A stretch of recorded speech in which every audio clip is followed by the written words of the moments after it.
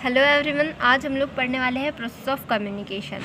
Process of communication में हम लोग उसके एलिमेंट्स पढ़ेंगे और कितने टाइप के कम्युनिकेशन होते हैं उस सब के बारे में आज हम लोग पढ़ने वाले हैं। तो जो प्रोसेस ऑफ कम्युनिकेशन होती है उसमें सबसे पहले सेंडर एक मैसेज सेंड करता है। जो भी सेंडर होता है या किसी भी पर्सन, सेंडर कौन होता है? एक पर्सन होता है। तो अगर कोई पर्सन के मन में या दिमाग में कोई थॉट आता है तो वो थॉट को किसी दूसरे पर्सन तक पहुंचाने के लिए उसको कोई मीडियम और चैनल की ज़रूरत पड़ती है। तो उसको पहले सेंडर के दिमाग में एक मैसेज आता है, ठीक है, या आइडिया आता है या इन्फॉर्मेशन होती है कोई, तो वो इनकोड करता है किसी भी मीडियम के थ्रू। या तो वो पेन से किसी पेपर पे लिखेगा या वो बोल के बताएगा। तो उसने इस प्रोसेस को बोलते हैं इनकोडिंग। इनकोडिंग किसी चैनल और मीडियम के थ्रू होती है और फिर उस चैनल और मीडियम के थ्रू हम वो रिसीवर को वो मैसेज और इन्फॉर्मेशन ट्रांसफ़र कर देते हैं। जब हमने वो मैसेज और इन्फॉर्मेशन ट्रांसफ़र कर दी तो जब रिसीवर उस मैसेज को रिसीव करता है तो उस मैसेज को वो डीकोड करता है, मतलब उस मैसेज को समझने की कोशिश करता है।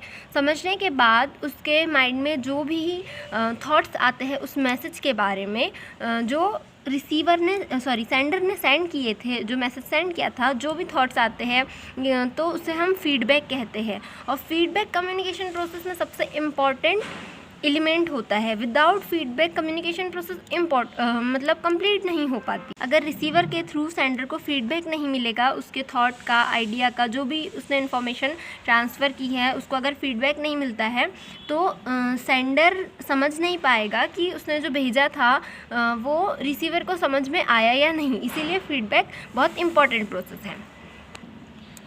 अब हम लोग देख रहे हैं कि कम्युनिकेशन के कितने टाइप होते हैं। बेसिकली कम्युनिकेशन दो टाइप के होते हैं, एक वर्बल कम्युनिकेशन और एक non verbal communication. Verbal communication में ओरल कम्युनिकेशन और रिटन कम्युनिकेशन आता है। और जो एलिमेंट्स ऑफ कम्युनिकेशन होते हैं वो LSRW होते हैं। इसके बिना कम्युनिकेशन कंप्लीट नहीं होता है। L मतलब क्या होता है? Listening, S stands for speaking, R for reading and W for writing. तो इन चारों एलिमेंट्स के बिना कम्युनिकेशन इनकम्प्लीट है, क्योंकि इनके बिना कम्युनिकेशन पॉसिबल ही नहीं है। अब हम आते हैं वर्बल कम्युनिकेशन पे। तो वर्बल कम्युनिकेशन दो टाइप्स के होते हैं, एक ओरल कम्युनिकेशन और एक रिटन कम्युनिकेशन। ओरल कम्युनिकेशन क्या होता है? जिसमें हम या जो रिसीवर है वर्ड्स के थ्रू, सेंडर अपना मैसेज वर्ड्स के थ्रू रिसीवर तक पहुंचाता है। और रिटन कम्युनिकेशन में वर्ड्स के थ्रू मतलब बोल कर बताता है। और रिटन कम्युनिकेशन में जो सेंडर होता है, सेंडर अपना मैसेज लिख कर रिसीवर तक पहुंचाता है। और उसमें रिटन कम्युनिकेशन में जो हमारा मीडियम हो गया, वो पेन हो गया, कॉपी हो गया। जैसे मैं अभी आपको एक्सप्लेन कर रही हूँ, तो मैंने पेन से इस पेपर पे लिखा है पहले, और ये जो मैं आपको बोल के बता रही हूँ वो ओरल कम्युनिकेशन हो गया। और जो लिखकर जो आपको दिख रहा है कॉपी पर, वो रिटन कम्युनिकेशन के थ्रू मैं आपको अपना मैसेज पहुँचा रही हूँ। नॉन वर्बल कम्युनिकेशन क्या होता है? नॉन वर्बल कम्युनिकेशन में हम लिख कर बताते हैं न तो, और न ही हम बोल कर बताते हैं।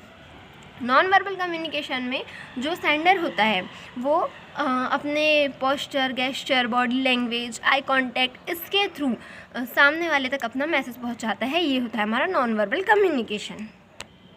अब हम लोग कम्युनिकेशन के जो कम्युनिकेशन के पार्ट हैं, like sender, message, encoding, decoding और रिसीवर, तो हम मीडियम, इन सारी चीज़ों को डिस्कस करते हैं। सेंडर कौन होता है? जैसे कि मैंने पहले बताया, सेंडर वो पर्सन होता है जो मैसेज को सेंड करता है और पहले जो थॉट आता है उसके दिमाग में वो एक कॉपी पे या बोलकर या किसी भी मीडियम से बताता है, मतलब किसी भी मीडियम से रिसीवर तक पहुंचाता है। वो पर्सन होता है सेंडर।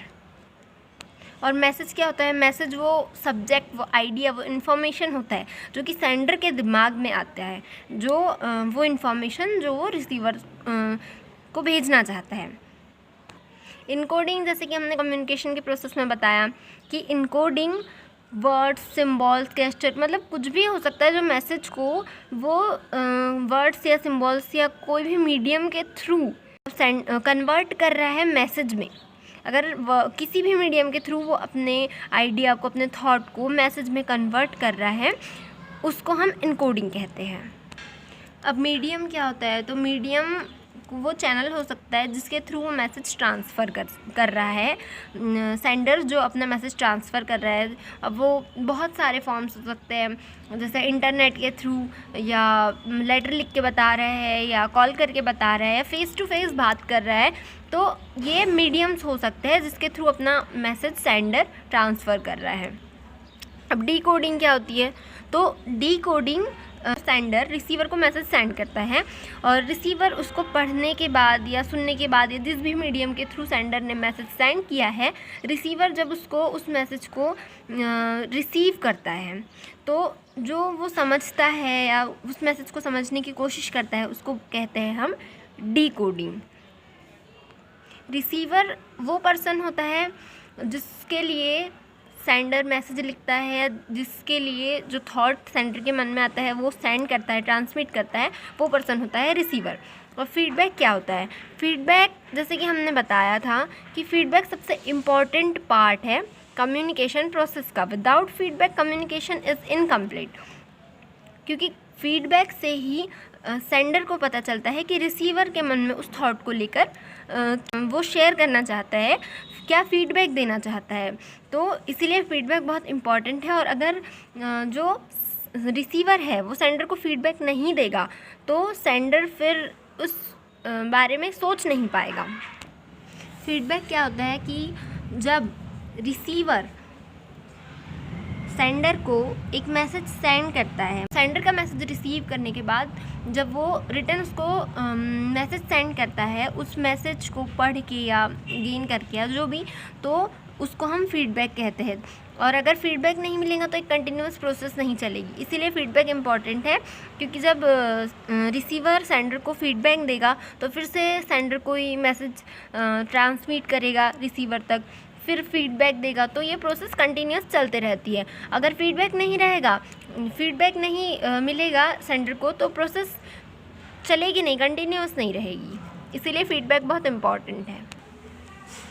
अब इम्पॉर्टेंस ऑफ फीडबैक क्या क्या होते हैं? तो इफ़ेक्टिव कोऑर्डिनेशन होता है, कम्युनिकेशन इफ़ेक्टिव हो जाता है, देन हेल्थी रिलेशंस। अगर आप फीडबैक दोगे सामने वाले को तो आपका जो कम्युनिकेशन है काफ़ी बेटर हो जाएगा, और इससे आपके रिलेशंस अच्छे हो जाएंगे।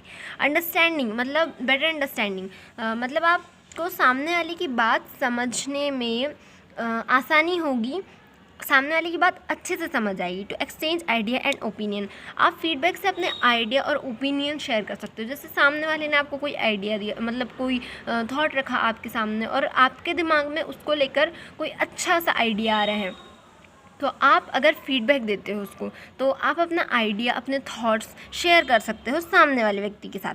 Help in problem solving and decision making, problem solve और डिसीजन मेकिंग में हेल्प करता है। जब भी हम कोई प्रॉब्लम में होते हैं तो या तो हम अपने फ्रेंड से राय लेते हैं, या मम्मी पापा से, किसी से भी राय लेते हैं, तो जब वो हमको रिटर्न में जो भी आंसर देते हैं वो फीडबैक ही तो होता है एक्चुअली में। तो वो फीडबैक हमारी हेल्प करता है किसी भी प्रॉब्लम से निकलने में, किसी प्रॉब्लम को सॉल्व करने में, कोई भी डिसीज़न लेने में। Helps to achieve goal of the communication, communication का गोल अचीव करने में फीडबैक हेल्प करता है। ओके, अब हम लोग वर्बल कम्युनिकेशन पढ़ते हैं। वर्बल कम्युनिकेशन क्या होता है? वर्बल कम्युनिकेशन में हम वर्ड्स का यूज़ करते हैं अपने थॉट्स को या इन्फॉर्मेशन को अदर पीपल तक पहुंचाने के लिए, चाहे फिर वो रिटर्न कम्युनिकेशन में हो सकता है या स्पीकिंग में, मतलब हम बोल कर बता रहे हो, पर हम यूज़ इसमें वर्ड्स का करते हैं। नॉन वर्बल कम्युनिकेशन क्या होता है? नॉन वर्बल कम्युनिकेशन में हम अपना मैसेज ट्रांसफ़र करने के लिए सिग्नल्स का यूज़ करते हैं, आई कांटेक्ट का यूज़ करते हैं, बॉडी लैंग्वेज का, गेस्चर का, पोस्चर या सिंबल्स, किसी भी टाइप के साइन हो सकते हैं, फेशियल एक्सप्रेशन हो सकते हैं, इन सब का यूज़ हम करते हैं नॉन वर्बल कम्युनिकेशन में। इसमें हम वर्ड्स का यूज़ नहीं करते। तो आज का वीडियो हमारा यहीं ख़त्म होता है। Thank you for watching this video. और अगर आपको और कंटेंट चाहिए इससे रिलेटेड तो आप मुझे कमेंट करके बता सकते हैं, और नेक्स्ट ईयर के सब्जेक्ट से रिलेटेड वीडियो मैं इसी चैनल पे अपलोड करते रहूँगी। तो अगर आपको ये वीडियो थोड़ा सा भी हेल्पफुल लगता है तो please like, share and subscribe. Thank you.